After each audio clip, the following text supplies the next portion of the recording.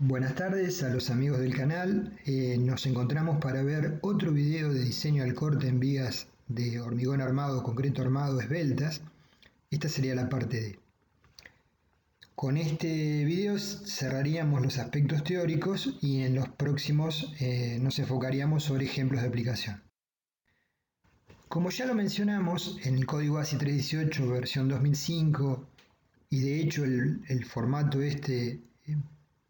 perduró en las nuevas versiones del código ASI 318 y en nuestro reglamento, el 201-2005, el enfoque de diseño surge como resultado de una cantidad importante de ensayos y se fundamenta en ecuaciones de naturaleza empírica.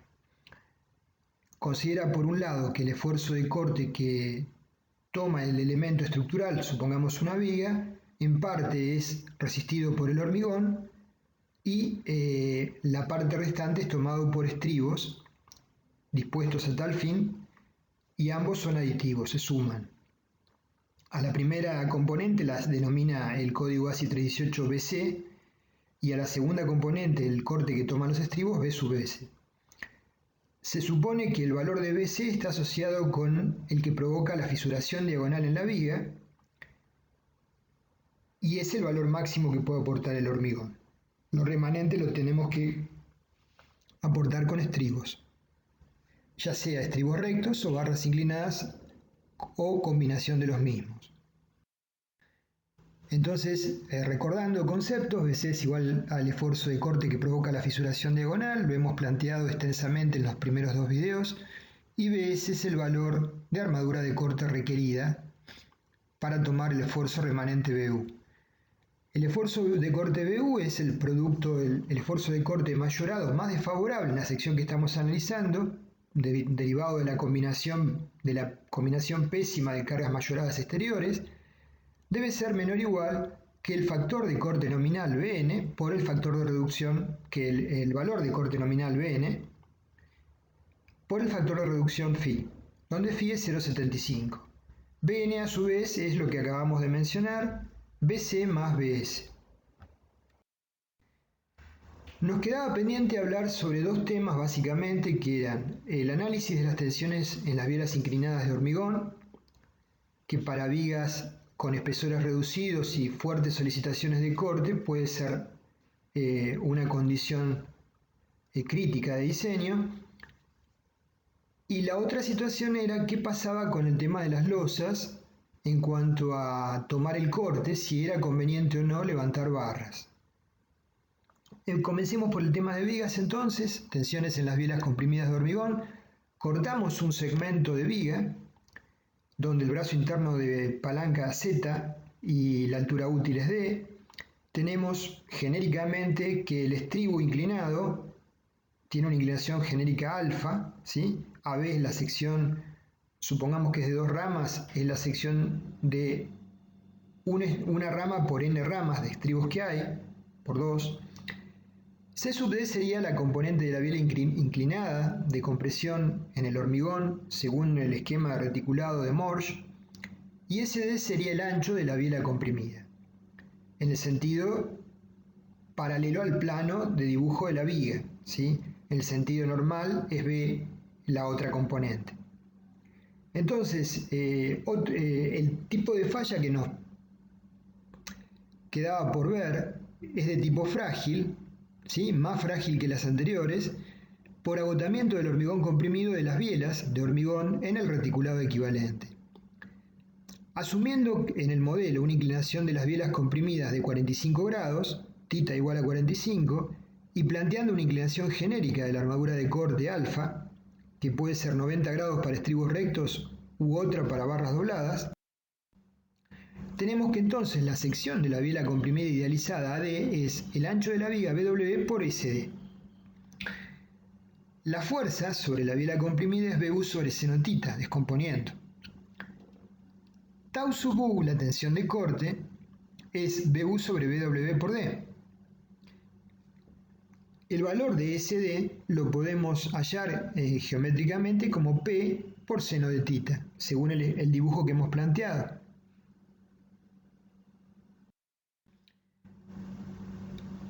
Expresando SD en función del esquema visto, lo podemos plantear como Z, cotangente de θ más cotangente de alfa por el seno de θ, y si asumimos que Z y D son razonablemente semejantes, adoptar D como valor de referencia, entonces reemplazar en la expresión anterior en lugar de Z por D.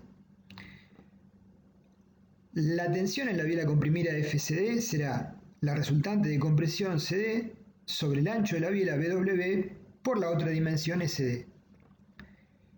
Y el valor de C sub D era BU sobre seno de θ. En función de todo esto podemos intentar reemplazar en la expresión de F'CD, la tensión en la biela comprimida, en función de lo que acabamos de razonar. F'CD va a ser BU sobre seno de θ dividido BW por SD. Si reemplazamos por la expresión de SD que acabamos de señalar, nos queda entonces que F'CD, la tensión en la biela comprimida, en función de BU, del ancho de la biela BW y de la otra dimensión SD, o sea, si la biela es rectangular, por el seno de θ. Acordándonos que podíamos expresar BU en función de tensiones de corte uniformes equivalentes, BU es la fuerza de corte, BU sobre BW por D lo podemos expresar como tau sub U, y por lo tanto, en lugar de poner BU, podemos poner la tensión tau U. Reemplazando términos, nos queda que la tensión F'CD es 2 veces tau U por 1 más cotangente de alfa. Recordando que alfa es la inclinación de la armadura de estribos, para alfa igual a 45 grados, observamos que según este análisis simplificado, la tensión en la biela comprimida F'CD es igual a tau U, y con estribos a 90 grados, alfa 90, la tensión en la biela comprimida sería el doble, 2 veces tau U. Primera conclusión, en el caso de utilizar solo estribos rectos, tendríamos una tensión teórica en las bielas comprimidas que podría ser un 100% mayor a la de utilizar estribos o barras dobladas a 45. Esto es un análisis solo aproximado porque, entre otras cosas, la inclinación θ no es 45 grados, ¿sí? Entonces, y porque tampoco tau último es igual a B último sobre BW por D. Pero sí nos da una idea de la incidencia que tiene la inclinación de la armadura de estribos. No obstante, como vimos, colocar estribos con una cierta inclinación, levantar barras, generaría tracciones normales a las bielas comprimidas, afectando negativamente la resistencia uniaxial a compresión de la misma. Lo vimos sobre el final del video anterior, los invito a repasarlo, el denominado parte C. En este gráfico, repasando en propiedades de los materiales, habíamos visto cómo se comporta un cubo de hormigón solicitado por tensiones biaxiales. Y observamos, a la izquierda y abajo, que cuando las tensiones son de compresión en ambos ejes, el comportamiento es favorable y la resistencia es mayor a la unitaria, a la de la probeta uniaxial, mayor que 1 en la relación. Por el contrario, cuando una de las componentes es tracción, ¿sí?, tanto sea abajo a la derecha como a la izquierda de la parte superior, la resistencia de compresión se reduce en forma proporcional a la tensión de tracción en la dirección ortogonal. Entonces, por un lado estamos reduciendo las tensiones teóricas uniformes sobre la biela, pero por otro lado estamos afectando negativamente esa resistencia a compresión de la biela. Esto es uno de los aspectos que hay que considerar. A fin de evitar una falla prematura, frágil debido a la rotura de las bielas comprimidas, el viejo reglamento argentino, llamado 201-82, basado en las normas DIN 1045 alemanas de la década del 70, tratadas extensamente en la bibliografía de Leonhardt, consideraba una tensión límite de corte que no podía superarse como control llamada tau 03. Si la tensión bajo cargas no mayoradas excedía tau 03 en las bielas, nos estaba indicando que probablemente la falla se iba a producir, como vemos en el esquema, por agotamiento, rotura de las bielas comprimidas entre fisuras diagonales, ¿sí? Las bielitas C'D son las que fallaban. Eso nos obligaba a hacer un rediseño de la pieza no lo resolvíamos incrementando la armadura de corte claramente, sino que teníamos que incrementar el espesor de la pieza, del alma, aumentar la altura, incrementar la resistencia del hormigón o jugar con esas tres variables. Esto se planteaba en la antigua tabla que daba este reglamento de valores límites de tensiones de corte para vigas y losas. Fíjense en este caso, solamente como dato ilustrativo, para vigas, la zona 3, llamada 3 de fuertes tensiones de corte, la tau 03 para un hormigón, por ejemplo, H21, ¿sí?, nos da igual a 3 meganewton metro cuadrado como valor límite. Quiere decir que si la tensión de cálculo supera ese valor, entonces sí o sí debíamos, según ese reglamento, rediseñar la pieza. ¿En función de qué conceptos? De los que hemos venido planteando, que se va a agotar primero la resistencia en las bielas de hormigón comprimido. El código ASI 318 no lo enfoca de esta forma, y nuestro reglamento 201-2005 tampoco, siguiendo la misma mecánica, pero sí hace una verificación indirecta. Dice, señor, el valor de BS que usted obtiene, el máximo valor de BS a cubrir para sumado a BC llegar a BN, no puede superar 2/3 de raíz de F'C BW por D. Y acuérdese que BC no puede superar 1/6 de raíz de F'C W por D. Por ende, el B nominal, suma de ambos términos, no puede ser mayor que 5/6 de raíz de F'C por W por D. Si pasamos BW por D dividiendo a Bn, tenemos una tensión equivalente, máxima, que no puede ser superada. O sea que indirectamente nos está diciendo lo mismo el reglamento, con un enfoque más actual, fundado en ensayos. Entonces, el máximo esfuerzo de corte nominal para una sección dada, Bu sobre Φ, debe ser el mayor o igual es incorrecto, menor o igual que 5/6 de raíz de F'C BW por D. Si ocurre que tau último es mayor que ese valor, tenemos que, al igual que en el reglamento anterior, redimensionar la sección incrementando BW, incrementando D o incrementando la otra variable, el valor de F'C, o jugando con varias de estas variables. Vemos a la izquierda acá el planteo que desarrolla el CIRSOC 201-2005, el nuevo reglamento en Argentina basado según el código ASI 318-2005, y sobre este aspecto, y el viejo reglamento, ya dejado de utilizar, 201-82, basado en las normas alemanas DIN 1045, en los cuales se limitaba la posibilidad de rotura de las bielas comprimidas con una tensión tau 03, y en el actual con una tensión última menor que 5/6 de raíz de F'C por Φ. Partiendo de una tensión de comparación en el código ASI 318, tau última Bu sobre W por D, y en el anterior, tau 0 igual a Q sobre B0Z. Aclaro que Q es el producto, es la suma de las cargas de peso propio más sobrecargas sin mayorar. Otras consideraciones respecto de la armadura de corte importantes es que según el esquema de reticulado que desarrollamos, las diagonales comprimidas se van a apoyar fundamentalmente en las barras de armadura longitudinal que tienen sustento, que están apoyadas sobre estribos en las esquinas de la viga, como vemos en el dibujo a la derecha. En vigas anchas, para que no haya una concentración de bielitas comprimidas sobre esas dos barras y las centrales digan ni me entero de este asunto, siendo ese efecto netamente desfavorable, naturalmente, es conveniente adicionar estribos de más de 2 ramas, ¿sí?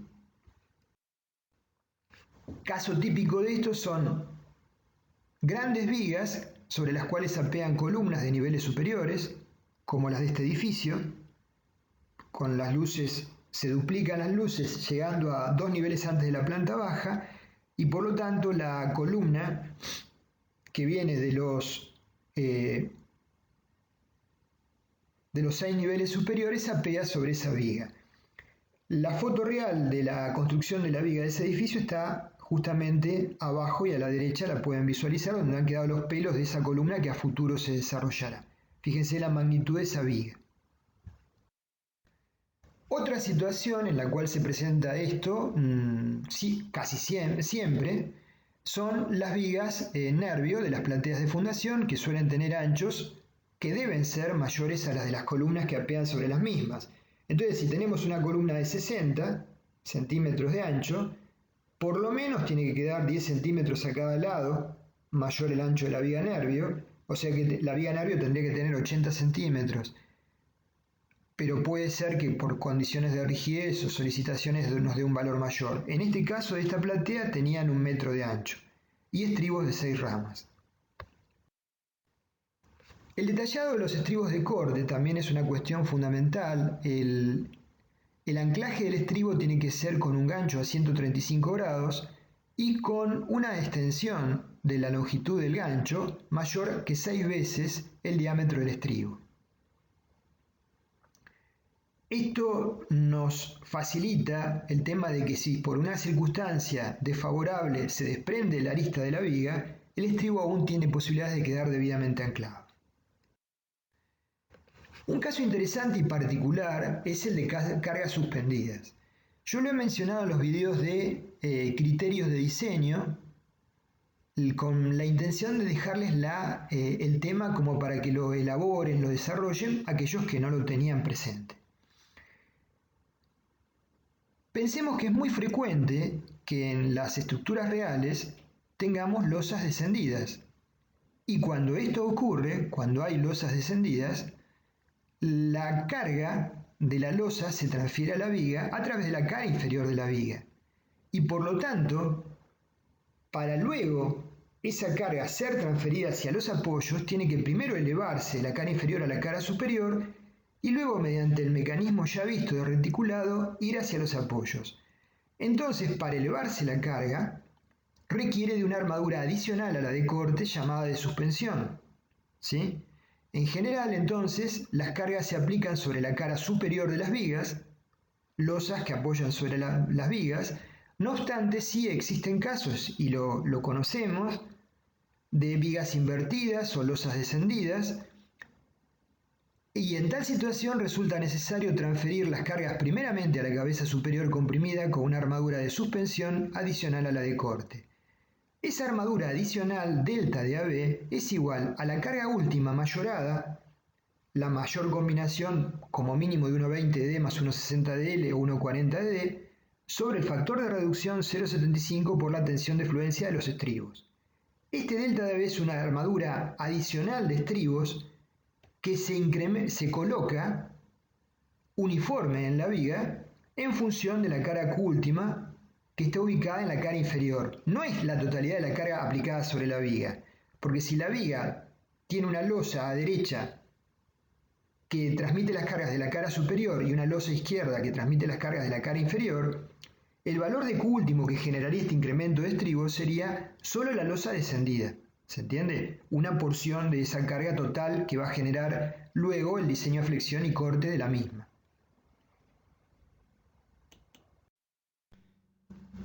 En esta foto podemos visualizar lo que mencionábamos. Hay una viga que tiene a la derecha una losa descendida, un sistema de vigas, y a la izquierda una losa en el nivel superior.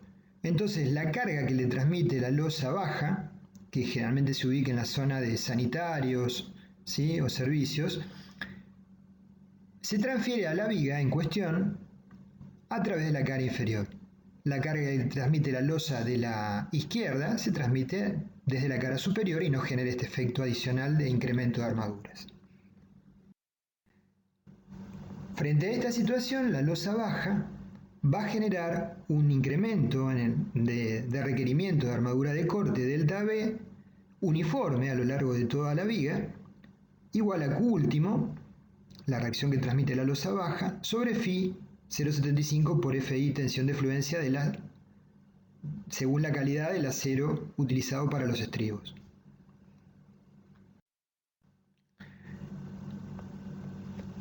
Este comentario ya se los hice en conceptos de proyecto, pero creo que vale la pena recordarlo.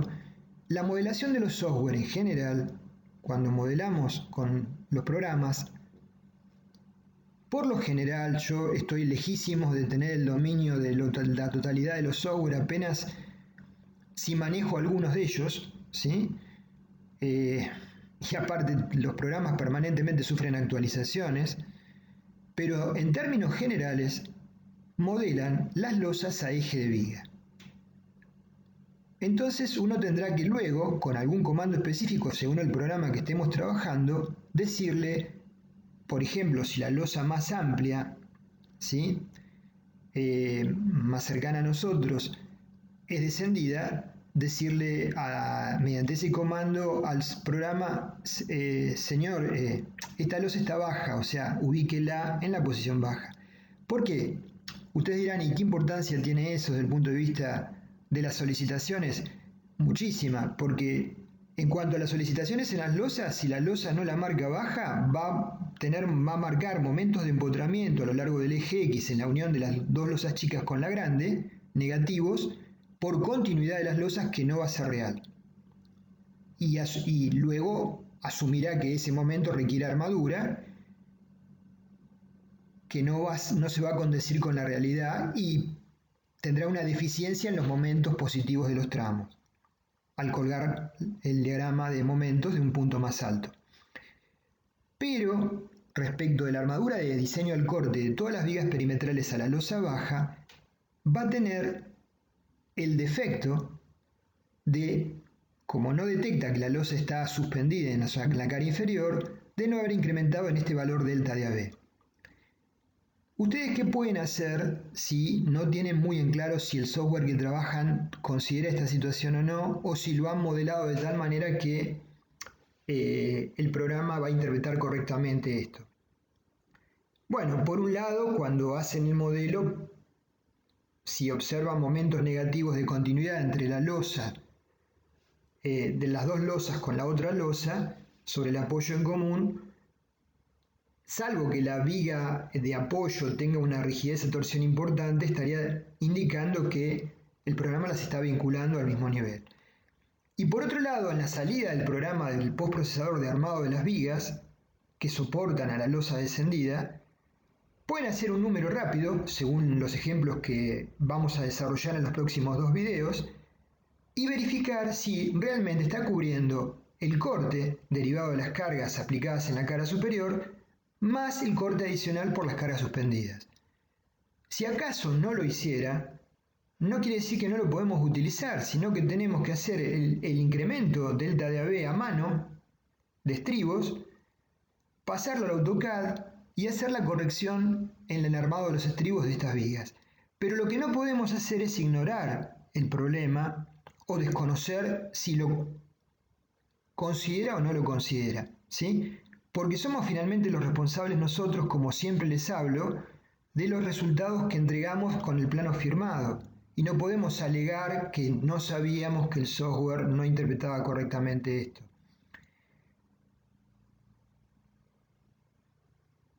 Imagínense que la losa sostiene una pileta de natación, ¿sí? Y por lo tanto, la losa está en la cara inferior de la viga, obviamente. Las cargas a transmitir son muy elevadas, muy elevadas. Entonces ese delta de AB va a ser muy importante. Entonces son temas que pueden parecer no relevantes, pero sí lo son, ¿sí?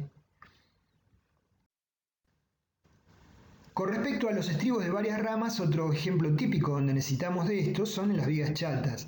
Vigas que estéticamente se nos requiere que la rigidez, entre comillas, equivalente a una viga de mayor altura, se la demos asignándole mayor ancho.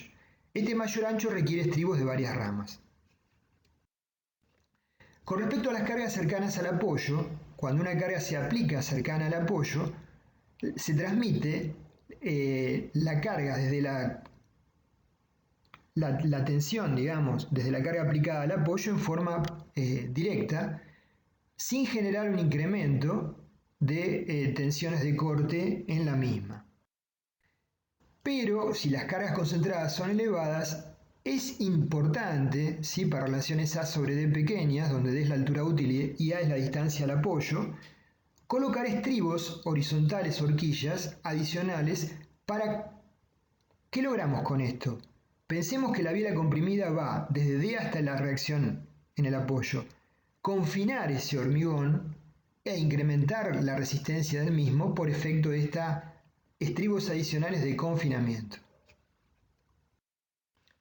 Con respecto a las cargas indirectas, apeo de vigas sobre vigas o apeo de columnas sobre vigas mucho más, tenemos que colocar, vamos a hablar en particular de apeos de vigas sobre vigas, una armadura de estribos que esté correctamente anclada de tal forma de colgar la carga que la viga que apea secundaria sobre la principal, la 2 sobre la 1, nos transmite la viga 2 a la viga 1. ¿Sí? Entonces nuevamente el concepto es el mismo. Le aplicamos una reacción concentrada en la cara inferior de la viga. Hay que subirla hacia la zona superior mediante una vertical de tracción HB y esa tracción vertical se materializa con varias ramas de estribos adicionales que colocamos en la zona cercana al apeo de la viga 2 con la 1. Acá vemos un esquema de una viga secundaria que apoya sobre la principal, el esquema de reticulado donde la biela comprimida rayada transfiere la carga en la cara inferior de la viga y ahí se genera la necesidad de la fuerza Z de tracción que eleva la carga hacia el cordón superior para mandarlo a los apoyos. En una zona, según lo que establece Leonhardt, del orden de D sobre 2 a cada lado del eje de la viga principal sobre la que apea la secundaria, y en una zona igual a D sobre 2 del extremo de la viga secundaria, hay que adicionar estribos suplementarios para lograr este efecto de elevar las cargas. ¿Sí? Este es el esquema para que físicamente lo interpretemos. Ahora les pregunto, el software que ustedes utilizan, si acaso utilizan un software de diseño, cuando hay un apeo de una viga secundaria sobre una viga principal o de una viga sobre otra, digámoslo así, ¿incorpora estribos adicionales en esa zona? ¿Densifica los estribos? ¿Coloca estos estribos de suspensión? Bueno, les vamos a plantear una expresión simple para hacer el chequeo de la armadura requerida. Controlen los planos de salida. Si no lo hacen nuevamente, no nos volvemos locos ni tiramos el software, sino lo pasamos al AutoCAD, hacemos el número a mano, si es que verifica lo restante bien, y adicionamos los estribos adicionales de suspensión en esa zona. La armadura de suspensión tiene que estar conformada entonces por estribos que deben volver a la armadura traccionada de la viga secundaria que apoya sobre la principal y distribuirse sobre una longitud según vimos en el dibujo. ¿En función de qué calculamos los estribos? En función de un delta B, ¿sí?, que se puede evaluar como el esfuerzo de corte B de la reacción por HS dividido HP, donde HS es la altura de la viga secundaria y HP es la altura de la viga principal, que se supone cuando menos debería ser un 10% mayor. En el caso más desfavorable serían iguales las alturas. B es la reacción de la viga secundaria. Entonces, se dan cuenta que es muy simple evaluar la armadura requerida adicional y por lo tanto es muy simple contemplar si esto está cubierto en el diseño que estamos presentando, entregando automatizado. Acá vemos ejemplos de viga secundaria sobre la viga principal, donde se ve a la izquierda cómo apoya la armadura de la viga secundaria sobre la viga principal, los estribos de suspensión, en corte y en planta, y el esquema de bielas de apoyo y estribos adicionales abajo, en C y en D. Entonces, si el concepto lo entendemos, en ambos casos, para cargas uniformes distribuidas en la cara inferior o para cargas concentradas, el hecho de encontrarnos en planteos de arquitectura con vigas que apeen sobre vigas es lo más frecuente del mundo, ¿sí? O sea que esta situación no es algo raro. Y el hecho de encontrarnos con losas descendidas es lo más frecuente del mundo. Entonces, si bien es preferible evitarlas, es bastante frecuente encontrarnos.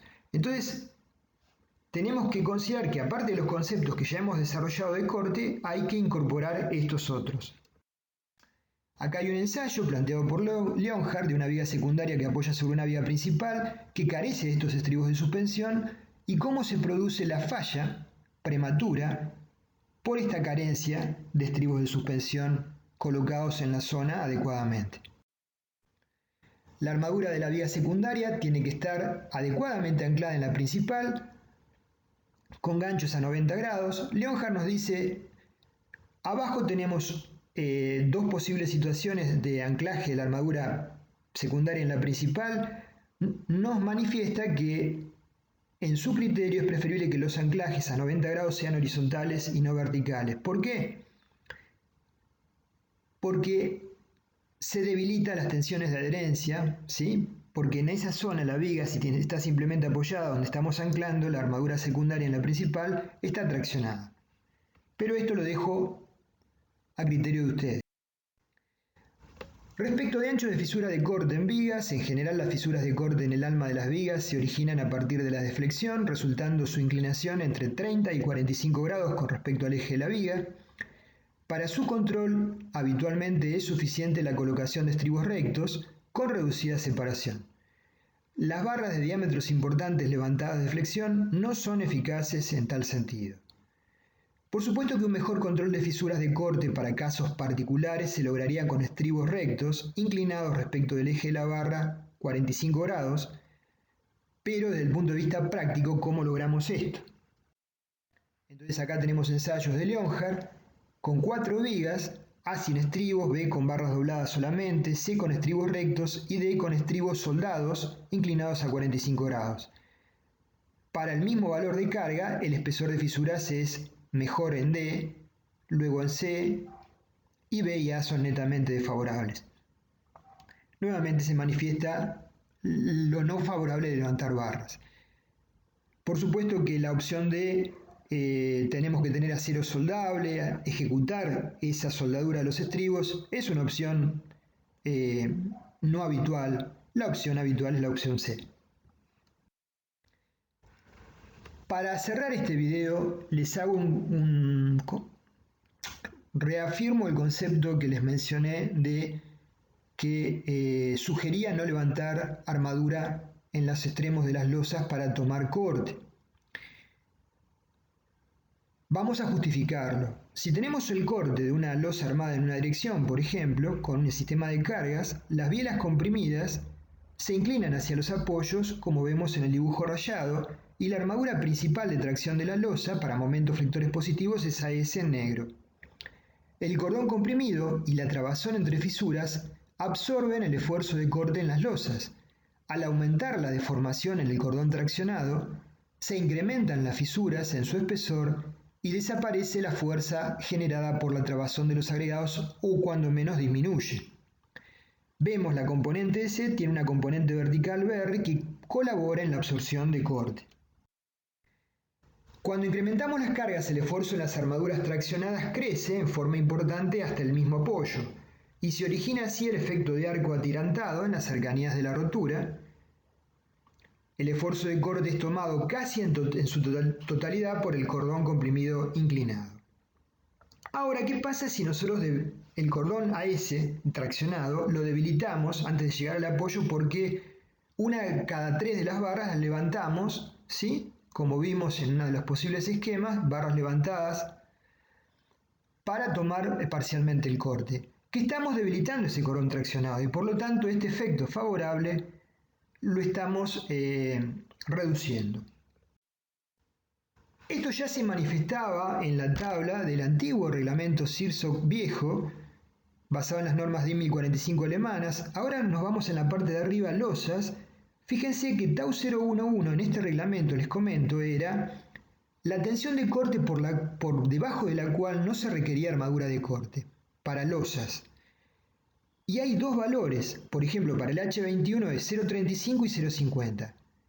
¿Por qué hay dos valores distintos para el mismo tipo de hormigón para una losa?